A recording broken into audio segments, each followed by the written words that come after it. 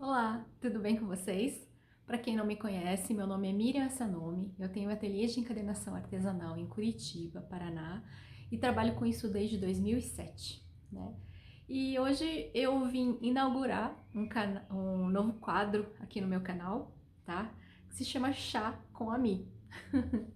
Então olha só, minhas companhias hoje, o Bully com a xícara de chá, né? Servidos. Isso aqui, para quem quiser saber, esse chá hoje é de frutas vermelhas, dessa marca aqui, Prenda. Gosto bastante, ele é bem cheiroso e um saquinho dá para esse bule inteiro, né? E fica bem gostoso, tá bom? Então vamos lá, tá? Hoje eu vim contar para vocês a história de como eu comecei a trabalhar com a encadernação artesanal, né? Eu sempre fui muito fã de papéis desde pequenininha, né? Minha mãe falava que logo que eu aprendi a sentar, ela me colocava assim, sentada na frente de uma revista e disse que eu ficava horas ali folheando essas revistas. E diz ela que eu nunca rasgava, só ficava ali olhando, assim, eu gostava mesmo dessa questão do toque do papel, sabe? E daí, isso daí, então, acho que já vem de muito tempo, né? Quando eu era adolescente, na casa da minha avó, eu achei uma encadernação feita à mão e perguntei para a família quem que tinha feito aquilo, né? Isso foi... E eu descobri que meu avô fazia isso. Meu avô, por parte de mãe, ele era muito desses, assim, que, tipo, precisava de alguma coisa em casa, ele ia lá e fazia, sabe? Então, a gente tem uns armarinhos lá que ele fez, né? Ele, sei lá, precisava fazer uma porta, ele fazia. Ele inventava várias coisas, assim, até porque como ele não fala, ele falava muito pouco o português, então, se ele precisava de alguma coisa, tinha que se virar, né? E eu acho que, querendo ou não, acho que herdei um pouco disso da família, assim, né? Essa coisa de querer inventar coisas. Tanto que quando eu era criança, quando me perguntavam o que eu queria ser quando eu crescer, eu dizia que eu queria ser inventora. Olha só, né? Graças a Deus ninguém nunca me disse que isso não era profissão, né? E hoje em dia eu me considero uma inventora.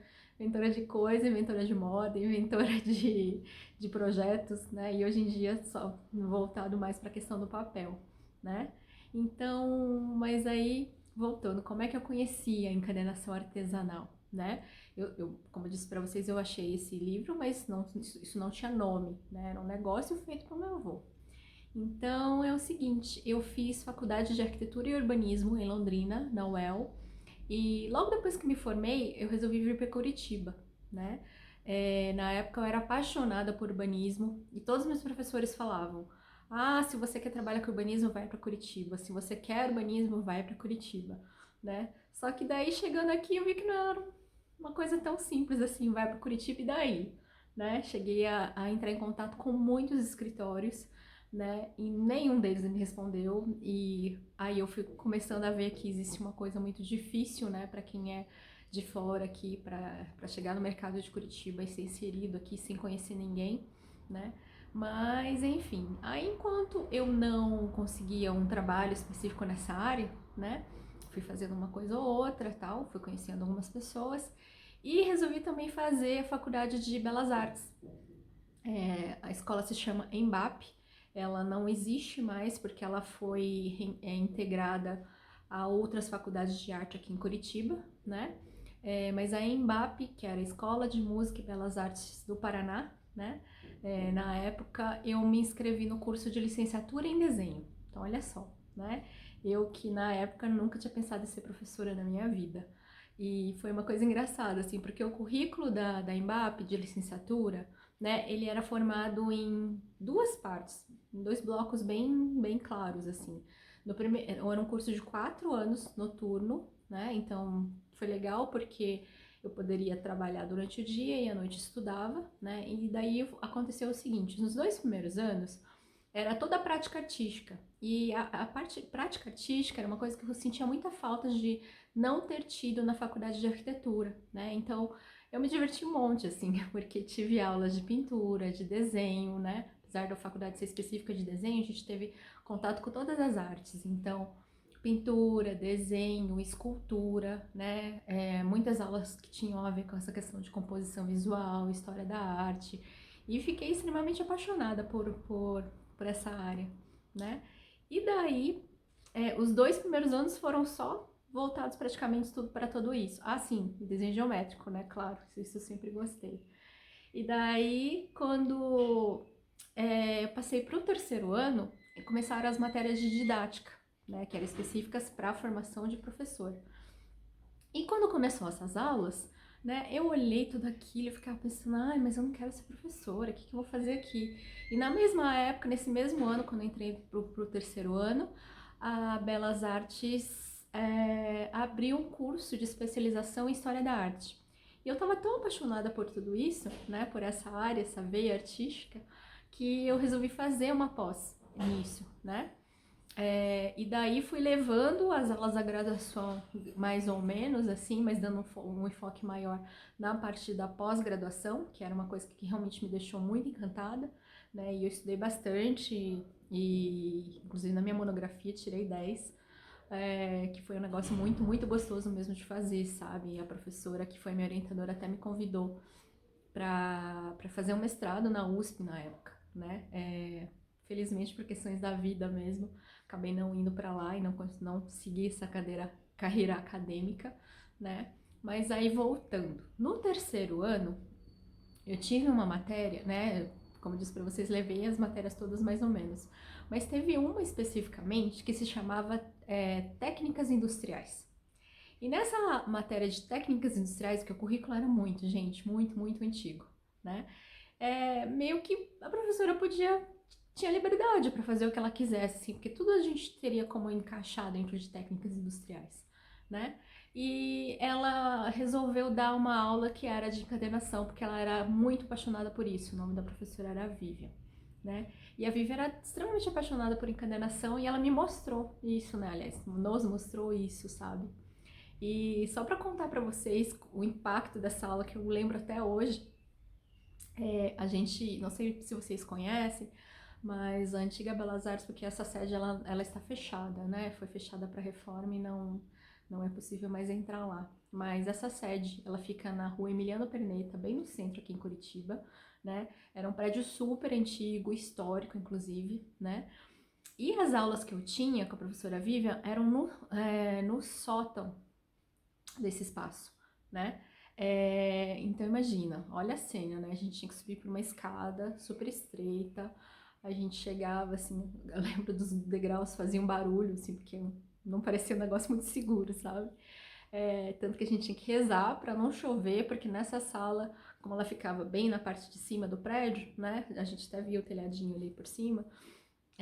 Se chovesse, não tinha como ter aula lá, porque sempre vazava água ali, né? Tanto que foi um dos motivos desse prédio ter sido fechado, né? Realmente tinha muitas coisas para serem reformadas. Mas enfim, tô dando essa volta toda, mas para contar para vocês a questão da aula, eu tenho essa memória muito forte, né? Então imagina, você tinha que subir essa escadinha, essa madeira ficava fazendo nheque, nheque, nheque. Na hora que você subia, chegava numa sala super escura, né? Todo mundo meio que amontoado, assim, tinha umas 3 mesas mais ou menos, né? Ela anotando as coisas num quadro. E ela fez um ditado dessa aula de encadernação. Sério, ela ditou pra gente quais eram os passos para você fazer um caderno, né? Ela foi falando assim, olha, agora vocês vão escrever o que eu vou falar, né? Porque eu acho que não tinha giz no dia, alguma coisa assim. Eu não lembro especificamente, mas ela foi falando, olha, primeiro vocês vão num lugar que se chama Santa Maria, vocês vão encomendar um papel, vai pedir para cortar no tamanho tal.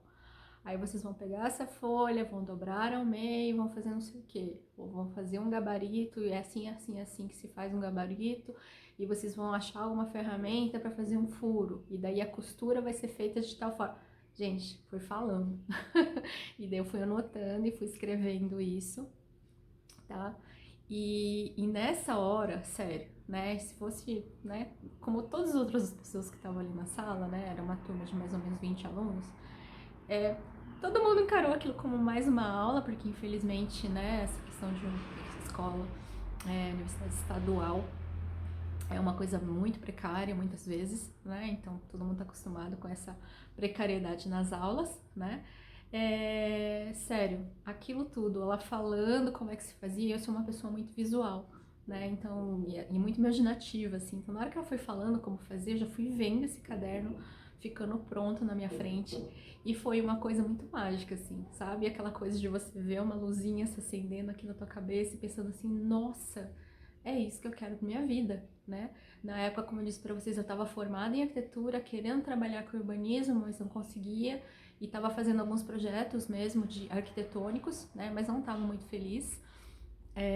E não sabia até então que estava nessa busca de fazer uma outra coisa, mas na hora que eu vislumbrei esse caderno pronto, como ele deveria ser e que era possível fazer ele do começo ao fim, né?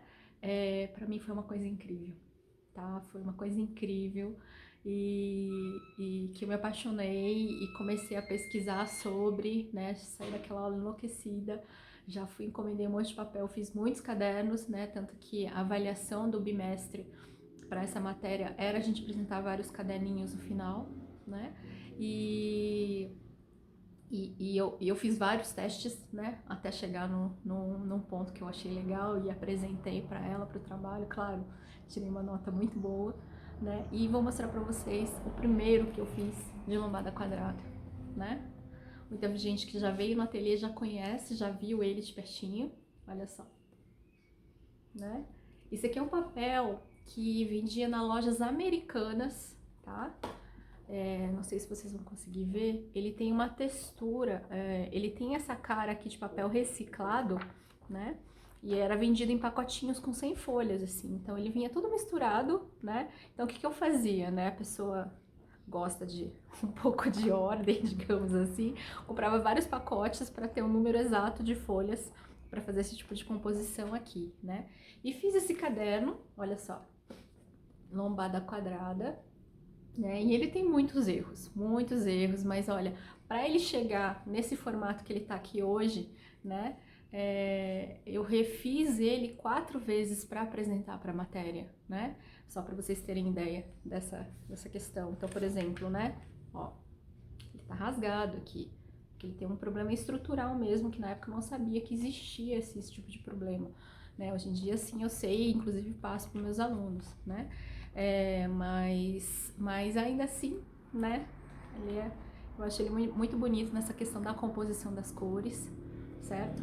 E foi a partir dele, né, que eu me encontrei, digamos assim, e achei o meu caminho. A partir disso, né, na época a gente tinha... Isso, imagina, gente, isso aqui foi em 2009. Eu... mais ou menos 2009, não, aliás 2007, né, desculpa, 2007, né, fui fuçando, fui procurando coisas a respeito, procurando se existia cursos específicos, né, mas não achava nada. A minha professora mesmo me falava que ela tinha feito um curso muito técnico, né, que era em São Paulo, mas precisava morar lá, então para mim na época era um pouco difícil de pensar a respeito disso. Mas aos pouquinhos eu fui conseguindo livros, fui estudando. Na época a gente não tinha essa quantidade enorme que a gente tem de vídeos no YouTube, né? E na época a gente tinha o Orkut. Não sei se vocês são dessa época, vocês verem, né? Tô denunciando minha idade aqui. E daí no Orkut a gente tinha os fóruns, né? Que são como os grupos de Facebook hoje em dia, mas os fóruns eram onde as pessoas se encontravam para conversar sobre um assunto e eu procurava tudo que fosse relacionado a isso. Não tinha, né, grupos específicos de encadernação, mas tinha grupos de artesanato, que eram bem grandes. E daí dentro dos grupos de artesanato comecei a encontrar algumas pessoas, né? E dentro dessas pessoas, uma pessoa que eu encontrei foi a Rosa Guimarães, que é uma profissional lá de encadernação lá do Rio de Janeiro, né? E depois descobri que ela mora em Niterói. E ela tem um estúdio maravilhoso até hoje, e a empresa dela se chama Zoopress, né? E daí eu me inscrevi para fazer um curso com ela e foi uma coisa assim, uma sorte, na verdade, porque assim, eu entrei em contato, ela estava oferecendo um curso intensivo, né? Ela sempre fazia essas turmas de intensivo e era comum ela ter alunos de fora, né? Justamente como eu disse para vocês, não era um negócio que tinha em qualquer lugar. E daí me inscrevi para fazer o curso com ela e ela abriu uma turma de 4 pessoas, né? O estúdio dela na época era pequenininho, ela alugava um espaço no Jardim Botânico, no Rio, era o estúdio Marimbondo. E daí fui até o estúdio Marimbondo fazer o curso. E daí ela tinha feito uma turma, como eu disse, com 4 pessoas. Só que das 4 pessoas, as outras 3 meninas desistiram. E ela não quis desmarcar comigo porque ela sabia que eu tava vindo de fora de Curitiba, já tinha reservado hotel, o avião, essas coisas assim. E avião nada, fui de ônibus. E daí ela não quis desmarcar comigo, então eu tive uma semana intensiva de aulas com a Rosa Guimarães, né? Que hoje até hoje é diva da encadernação, né? Eu admiro muito, muito, muito mesmo o trabalho dela. A ideia do curso era a gente fazer 5 modelos, eu voltei de lá com 9 modelos, né? Porque tive aula particular com ela. Ela me passou todos os fornecedores e sem falar que foi esse incentivo, sabe? Vai para Curitiba fazer isso porque não tem ninguém fazendo isso, você tem talento. Me deu os fornecedores, me indicou os lugares para comprar tecido. Eu voltei com 40 metros de tecido do Rio de Janeiro, a enlouquecida, né? Fui lá e comprei um monte de coisa assim numas lojinhas lá em Copacabana. Tecidos maravilhosos que eu usei durante anos até que eu enjoei deles. E daí minha mãe transformou em outras coisas, né? Até uns 3 anos atrás, acho que eu tinha esses tecidos aqui no ateliê ainda, né? Mas também louca, né? 40 metros de tecido. E enfim, foi essa minha história e assim que eu comecei, né? Aí eu voltei, comecei a fazer, a treinar essas técnicas que eu fazia, né? E aí, aos poucos, o pessoal que estudava comigo na Belas Artes começou a se interessar por esses projetos e me pedia para fazer. Ah, faz um caderno para mim, faz um caderno para mim, porque até então eu fazia para mim mesmo, né? Usava nas aulas, usava para desenhar, usava para fazer as coisas, dava de presente para um ou outro, né? Tanto que era um negócio muito difícil de botar preço, né? Porque era um negócio que era tão gostoso de fazer. E, né? Como é que eu ia botar preço num negócio desse? Mas aos pouquinhos a gente fui aprendendo. E com o tempo aconteceu uma coisa muito legal, que o pessoal começou a me pedir para ensinar. Falei, você não me ensina a fazer esses cadernos? E daí que eu comecei a pensar em fazer, em ser professora, né? Então foi um longo caminho, né? Que deu uma volta tremenda. E foi muito legal, porque lembra que eu falei que o meu curso de licenciatura era dividido em 2 partes, né? Então, o que aconteceu? Eu fiz o primeiro e o segundo módulo, né, que era práticas artísticas.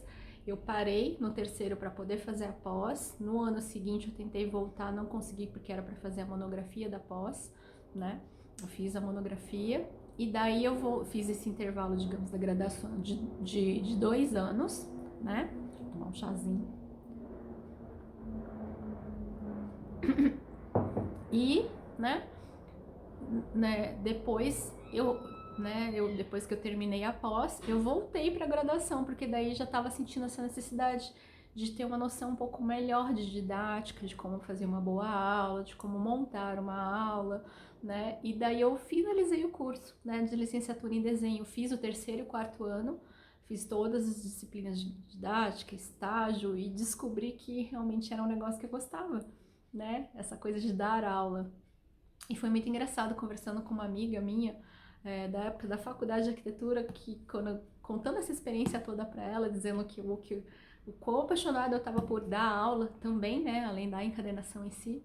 E ela falou assim, mas eu sempre achei que você ia ser professora.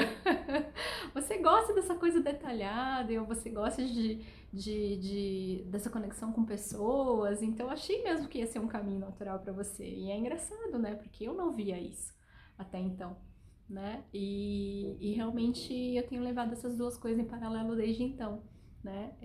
Tanto a parte de dar aulas, quanto a parte de fazer os projetos aqui no ateliê, né?